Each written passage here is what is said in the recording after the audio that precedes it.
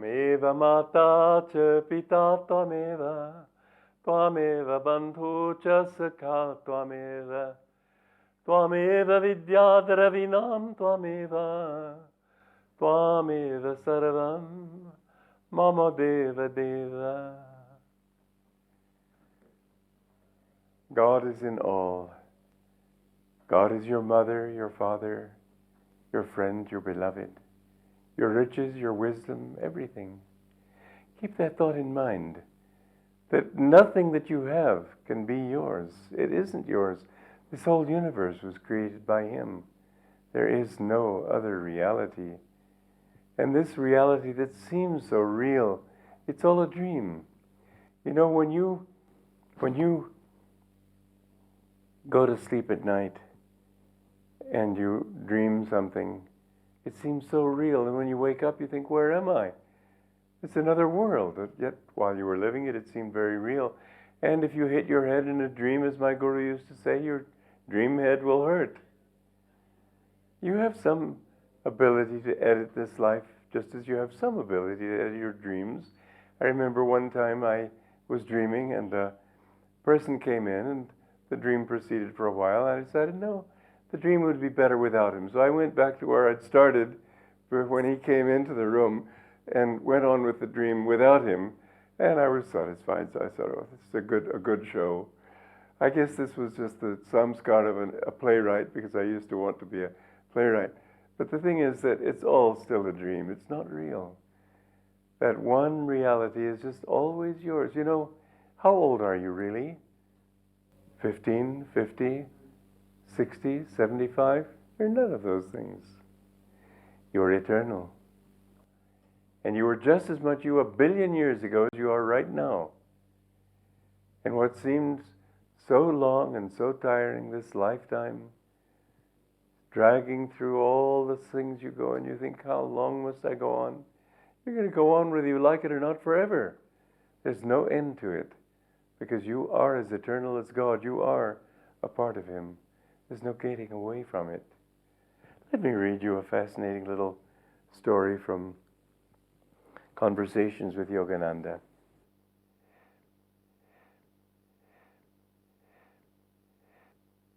He said to us one time, I used to laugh a lot when I was a boy because of my inner joy in God. That's sort of the exact opposite of what I was saying. That some people think, oh, how long, Lord, how long? Have joy. It'll be yours forever, and all the ups and downs, they'll pass away. Live in that joy. That's the joy that he always showed. And as a boy, he had it too. The saints I met, most of whom were outwardly grave, welcomed my laughter as coming from God.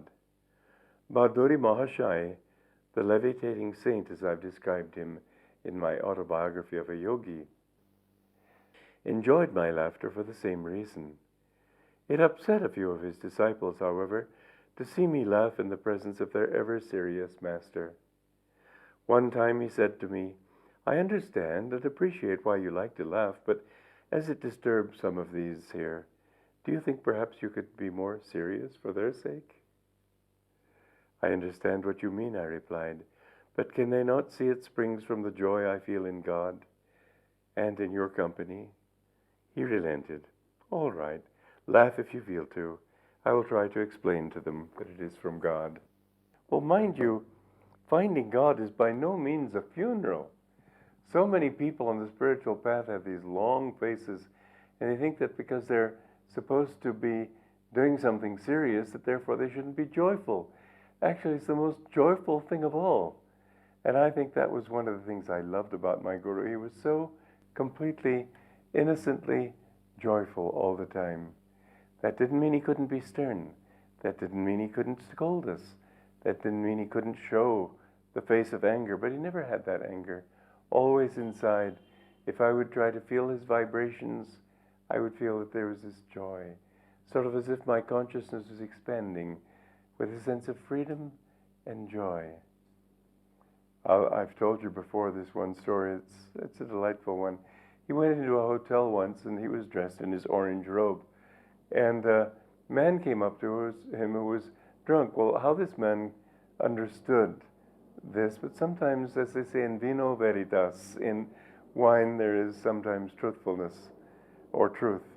And so anyway, this man hugged my guru and said, "Hello there, Jesus Christ." He recognized that he was a great master. He didn't know what it meant or anything, but he felt something there.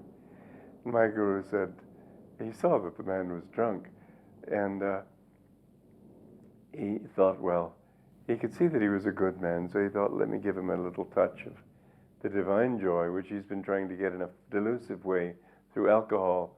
So he just touched him with this not with his hand, with his consciousness.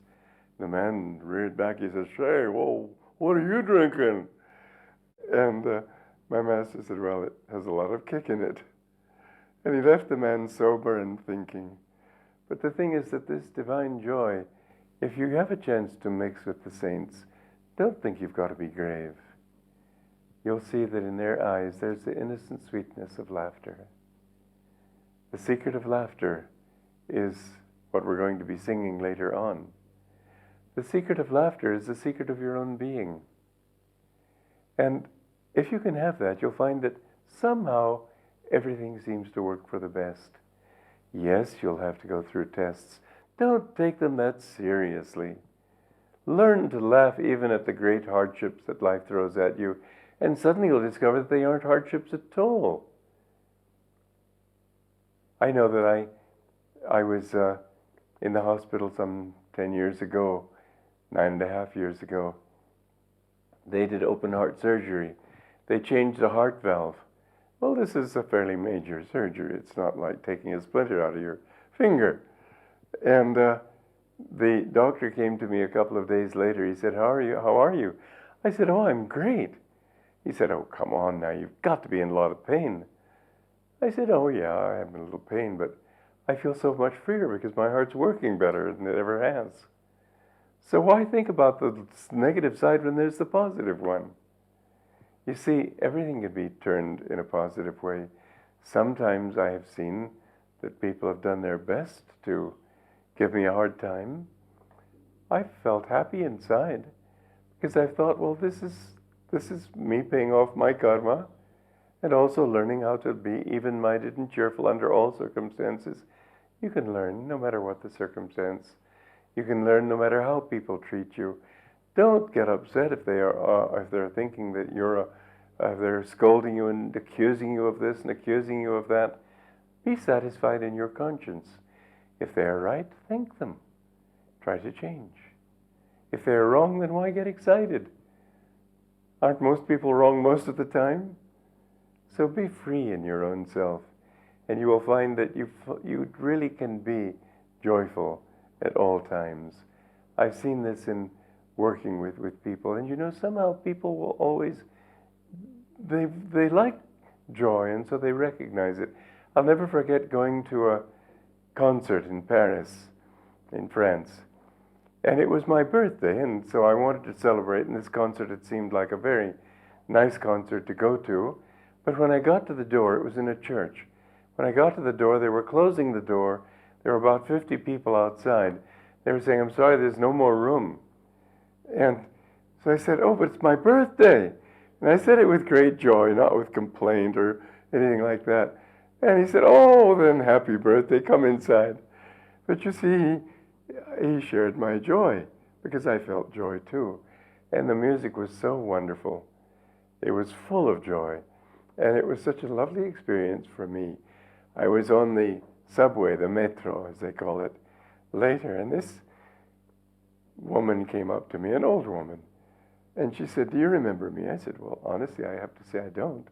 She said, "But I was in the audience." Well, there were 700 people in that audience. I had been sitting up behind the altar because there was no more room in the audience so she could see me facing. But somehow she had felt my joy, and that to her made her feel as if I was an old friend.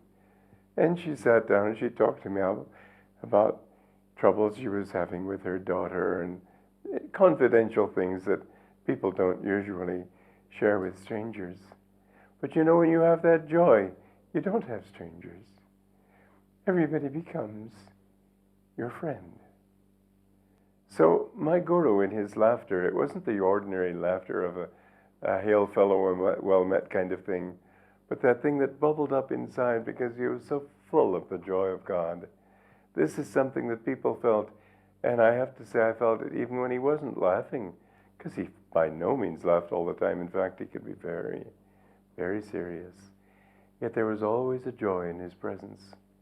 That's what you want to look for. Don't look for, I know, I can't remember the name of the Frenchman who wrote this. It slipped my mind. But he said when you're on the religious path and you're seeking God and living a prayerful life, then all of life becomes a very solemn sort of marching toward perfection. I thought, what a drag. My guru used to say that the finding God isn't the funeral of anything but sorrow. It's the funeral of all sorrows. Don't approach him with that thought. Never think that God doesn't love you because you've made mistakes. Never think that he's angry with you because you've made big mistakes sometimes. Know that he's your friend. He's on your side. Just like this little girl in school, 11 years old. She was very nervous. She was supposed to perform something in front of the parents and student body, and she was shaking all over. And then somebody stood up in the audience. She said, "Amy, don't be afraid. We're all your friends." So she was able to sing then. But the thing is that God is your friend. And you will be amazed at how much people can be your friends too if you're first their friend. Mostly you find that people are afraid because they think that they don't like you. I know in New York, that's a very hard city, really. You do find a few friendly people, but mostly there isn't that. I never will forget an experience that I had where somebody had asked me, my hostess has asked me to sing some songs that I had written. She was having a party, and they were going to have a sort of a buffet outdoor dinner afterwards. So I sang this song, and everybody sort of looking at the stars and the trees and the ground. And I thought, well, gosh, I don't want to offend them if they don't like these songs. So I sang a couple more, or one more, I forget which, just so as not to displease my hostess. But then I said, well, let's go eat, and they all stampeded like cattle to the trough to have their dinner. But that's okay. I can understand people not liking my songs. I can't really understand it, but you know what I mean. Everybody has his own taste. Here's what amazed me. The next day, I was in the same car. I was being driven somewhere by the main person in that group. You know, every group usually seems to have some person who seems to stand out as the leader. And so I said to him, just out of curiosity, how'd you like my songs? He said, oh, okay, I guess. Oh, I figured, okay, that's a pretty easy answer to accept. What I couldn't understand was this. He said, in fact, I keep a cassette of them in my car and play it every day to work. In other words, he loved them. Why couldn't he say so? Those people, presumably, who are all his friends and all my friends' friends, presumably they did too. Why did they have to stare at the ground, at the trees, and at the stars and not show anything? I think that because people are afraid that if they will show their heart's feelings, they're afraid they'll get stabbed. You don't see that as much in California as you do in New York, but there's a lot of that there. My dad one time wanted to go to someplace on Long Island, and he asked the man on the train, the subway, whether this was the right way to go to that place, and the man said, "You can read, can't you?" It seems to be a matter of pride with him to insult people effectively. Well, I don't call that a way of happiness. The more you insult people, the more you're insulting yourself. The more you belittle people, the more you belittle yourself. The less joy you find in life, the less joy you find in yourself. To be innocent and sweet, and to just be everybody's friend, and not to be afraid to smile at a complete stranger for fear that he's going to answer you with a snarl, and then you'll feel badly. My feeling is always this, that if he wants to snarl, that's his problem. Why shouldn't I feel happier smiling. I feel happier enjoying friendship. I feel happier being kind. If they don't want to be, then that's their problem. But I feel joyful being joyful, and I feel joyful sharing that joy. And sometimes I've found that on the streets, just looking at a complete stranger, but with a joy in my heart, and therefore I smile at this stranger as if it were a friend. And many times I've seen that they can change from a very serious expression to a joyful one. Everybody wants joy. Everybody's grateful when you give it to them. As Master said, my Guru said, when you see somebody with a sour and sad expression, shoot him with a little buckshot of joy. You'll find that the more you can spread joy from your heart to other people, the more you will be happy yourself, and the more you will be able to create a happy world around you. What a grim universe it is when people are all scowling at each other. So therefore I wrote this song. It's called The Secret of Laughter, and there's a lot of good teaching in it. I hope you enjoy it.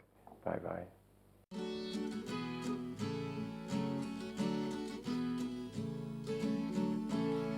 The secret of laughter lies in the laughing, not in the search for joy. It's a swallow winging on the wind, it's innocence in a boy.